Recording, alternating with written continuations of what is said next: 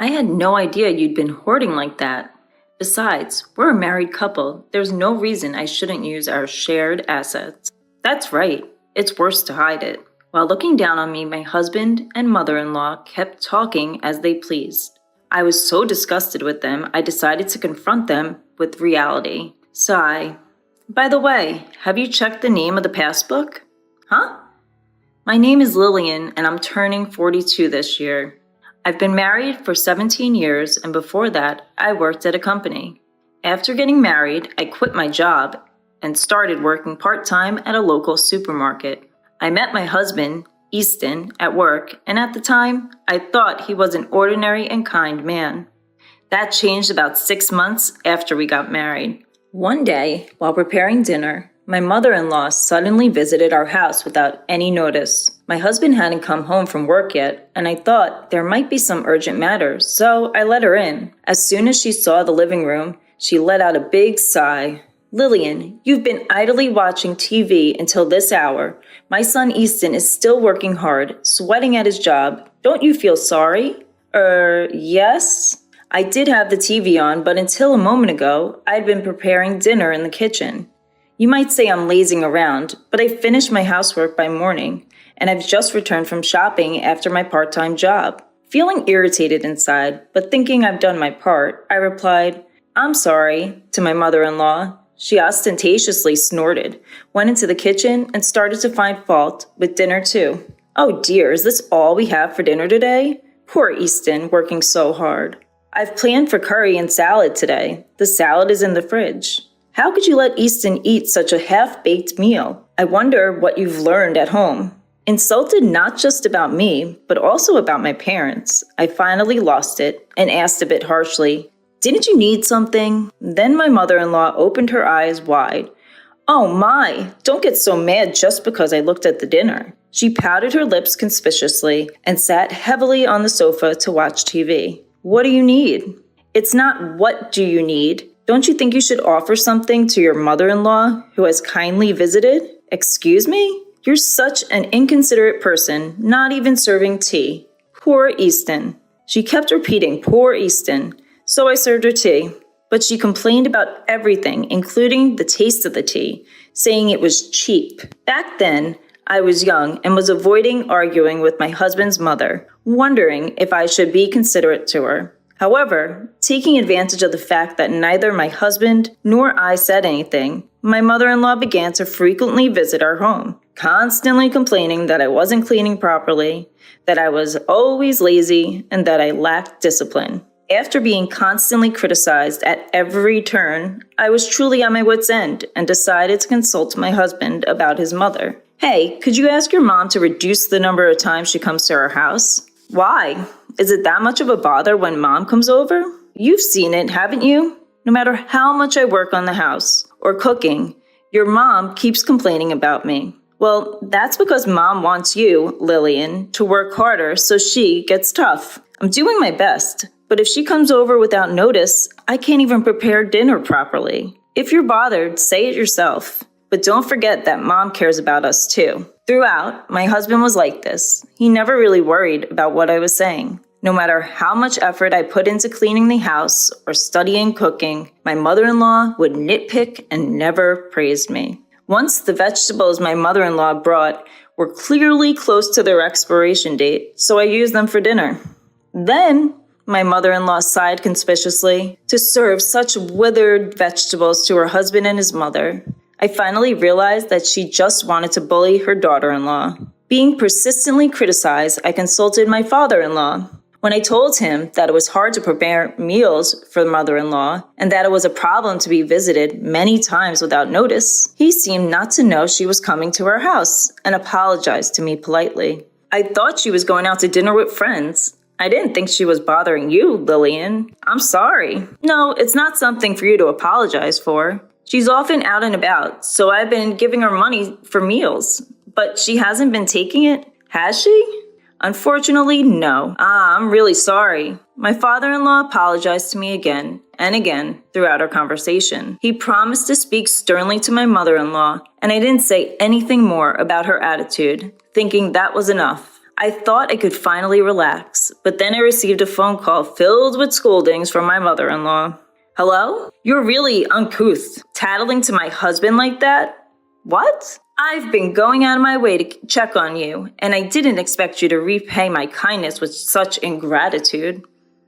That's not true. I'm not repaying kindness with ingratitude. You should be the one apologizing. It's audacious to claim you're inconvenienced. I'm educating you in areas where your upbringing was lacking. You should be grateful.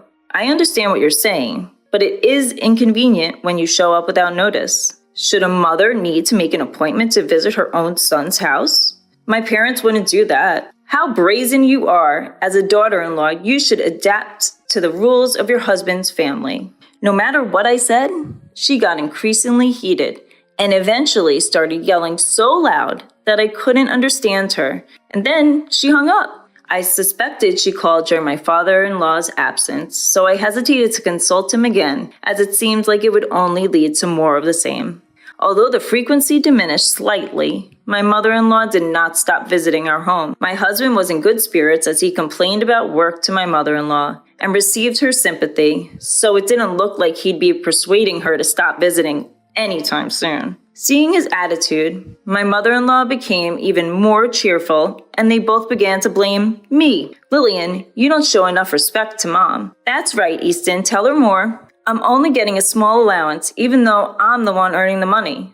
That's terrible. What a devil of a wife you have. They continued to eat the meals I prepared while complaining about them, and they chatted and laughed in the living room I had cleaned. When I was washing the dishes, my husband would say, "At least prepare the bath," expecting me to get everything ready from the bath towels to his pajamas. My mother-in-law didn't reprimand him for it, but instead sided with him, saying, "Poor thing, having such an inconsiderate wife." I consulted with my father-in-law again and received yet another profuse apology, but I was exhausted with the fact that my mother-in-law's actions remained unchanged. Those were the days that kept on going.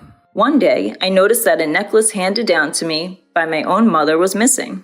When I asked my husband, he claimed he didn't know and coldly dismissed me with, "You probably lost it due to your own carelessness.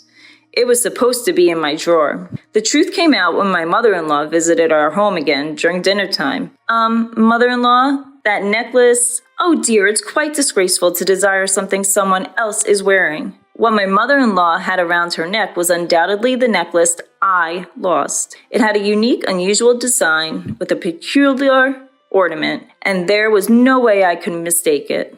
And there she was, wearing it right in front of me. "Please give it back." How awful.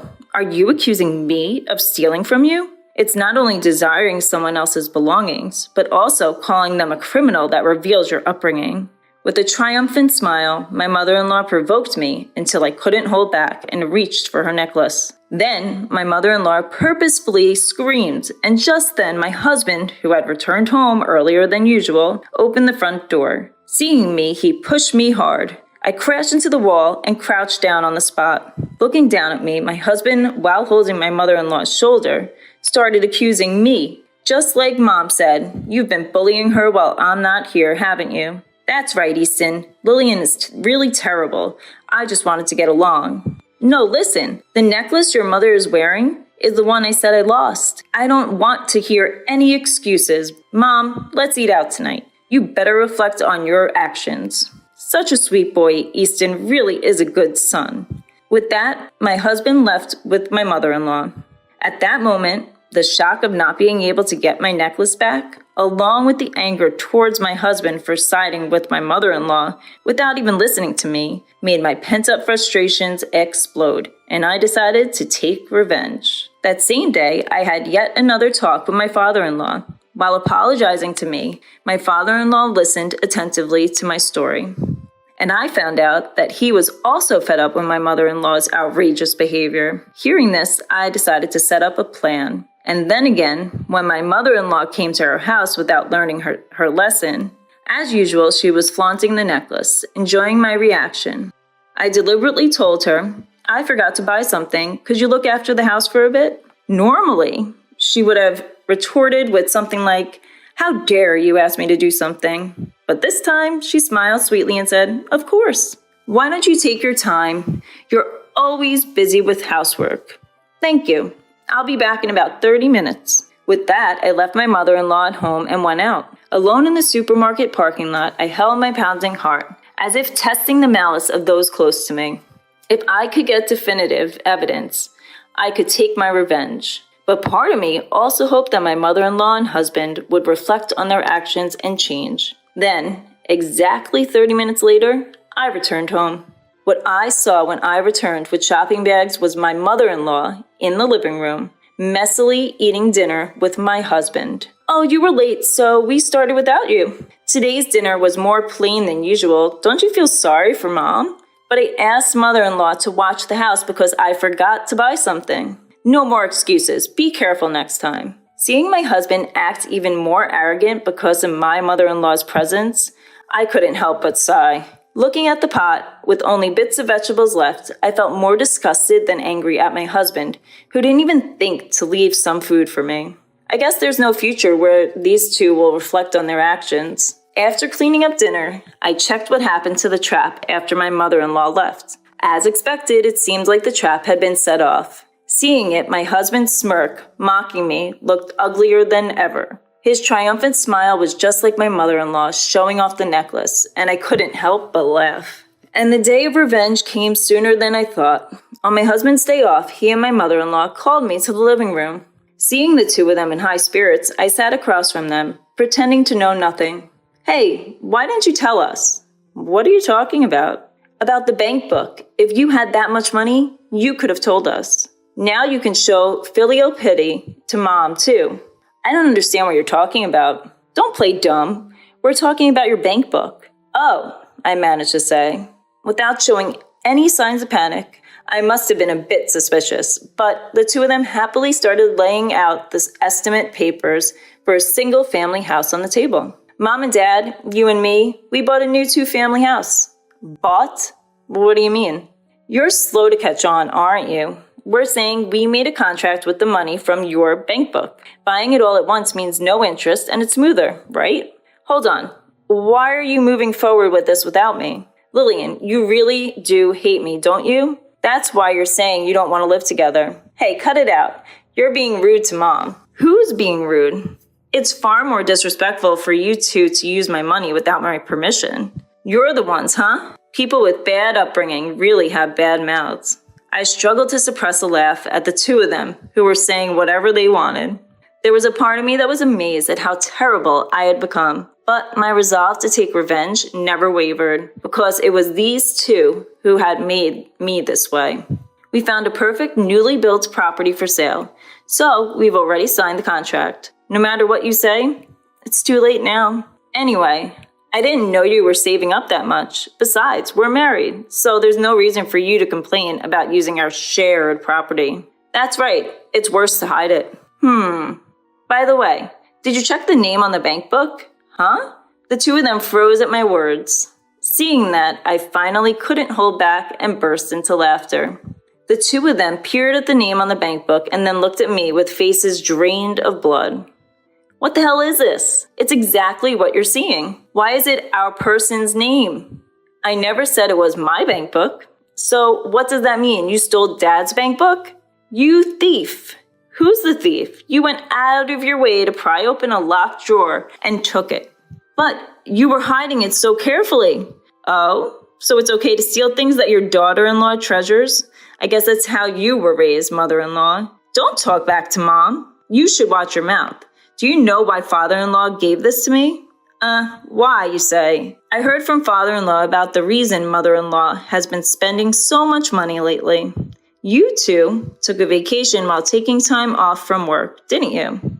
Well, it seems you told the company whatever you wanted as the reason for taking time off. Like I had a fever or went back to my parents' home. I got a call from the department head and he was speechless when I told him the truth. Huh? Finally realizing their predicament, the two exchanged troubled glances. But I had no intention of forgiving them over something like this. While we were silent, the doorbell conveniently rang. When I went to the entrance and brought the visitor into the living room, the two let out a small scream. When my mother-in-law came to our house, I had contacted my father-in-law. Why are you here? I've told you countless times not to cause trouble for Lillian. But there are no buts. When will you two start behaving properly? Dad, she had your bank book, and so what are you calling her she for? I didn't raise you to be so rude. You're old enough to know better. It's embarrassing to hear you calling mom, all the time. If you can't treasure your wife, what's the point of calling her she? If you say that, she has treasured me too. Are you saying you're not being treasured? I've been working so as not to cause you trouble, and I thought I'd managed to save a decent amount of money. I've tried my best to let you do what you want without any financial constraints. And now what? You want me to overlook your mistreatment of your wife? Well, throughout this exchange, whenever they tried to make an excuse, my father-in-law would fire back tenfold until they were rendered speechless. He delivered the final blow to the two, who were shrinking and hanging their heads about the bank book. By the way, about the bank book I left with Lillian, I told her to take it as a nuisance fee because I felt bad about how much trouble you two have been causing no matter how much I warn you. No way. And you two, after stealing that money, even bought a house. What more should I do for you? The two couldn't say anything, and mother-in-law ended up being taken home by my father-in-law. Before that, I pointed at her neck and was able to recover the necklace safely. Seeing that, my husband guessed what had happened and forced his mother to bow her head. In the now quiet living room, I handed the divorce papers to my husband, who was completely deflated. Why? What do you mean, why? After all this, you still think we can stay married? But you're only mad at Mom. Of course I'm disgusted with you too. No, I won't divorce. Then shall we go to court? We'd have to expose everything you've done to the court. And your company, though. Huh? Oh yes, we've got it all on camera. You two breaking open the lock and taking the bank book clearly shows you two desperately breaking the lock. No, you're lying. It's amazing how you can call others thieves after doing such a thing. I wonder what kind of upbringing you had. Why? All of that will be made public, and you'll probably have to cover the $300K you used of your father-in-law's money, my compensation, and the court fees. What are you going to do? Why can you say such cruel things? You still don't get it. Should we have your father lecture you again? I accepted the divorce papers from my dejected husband and finally became a free woman. As for the $300K I received from my father-in-law, I decided to accept it again as a nuisance and consolation fee for my ex-husband and ex-mother-in-law. The two of them, under my father-in-law's supervision, had to work their fingers to the bone to repay him a total of 60 million yen. Once, I received an email from my ex-husband to a free email address seeming to ask for a reconciliation, but I ignored and deleted it. Thanks to being free from my source of stress, my health has improved, and I'm spending my time freely with the money I received from my father-in-law.